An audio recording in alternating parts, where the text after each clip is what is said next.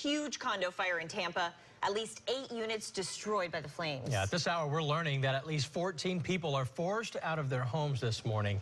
News Channel 8's Ryan Hughes is live at the Westchester Manor condominiums. That's near I-275 and Bush Boulevard. Ryan, what's the latest? Gene, good morning to you once again. Crews are still here cleaning up at this point. If you take a look behind me, you can see how fire gutted all the units up there from one end of the building, essentially right down to the other end. A very dramatic scene for people here this morning. We're told residents ran for safety at 2 a.m. The blaze started on the second floor and more than 40 firefighters rushed here to help fight this thing. Within the last 30 minutes or so, we got cell phone video taken by resident Reno Quinones. He said he heard commotion. He looked outside. He saw flames. That's when he grabbed his cell phone video at roughly 2:20 this morning and shot this very dramatic video. Now, intense flames shot 20 feet into the air here at Westchester Manor condominiums, not far from I-275. We're told by a fire spokesman that 8 units are destroyed.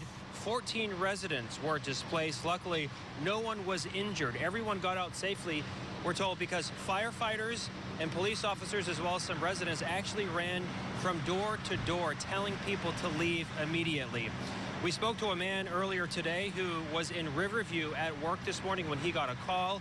His 2 stepsons were home. They were on the second floor. Their unit is destroyed, but thankfully they got out safely. Listen to him right here. See this. And I come to this.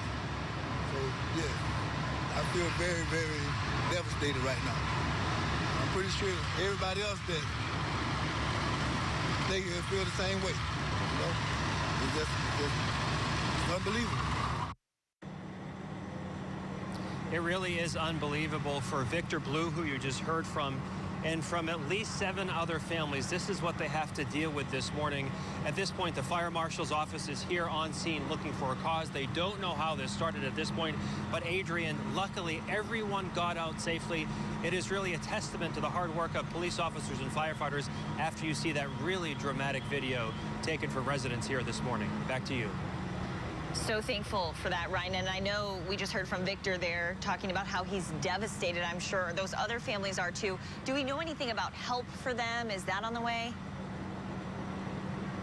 Yes, in situations like this, generally the American Red Cross lends a hand. They give people clothing, food, and shelter.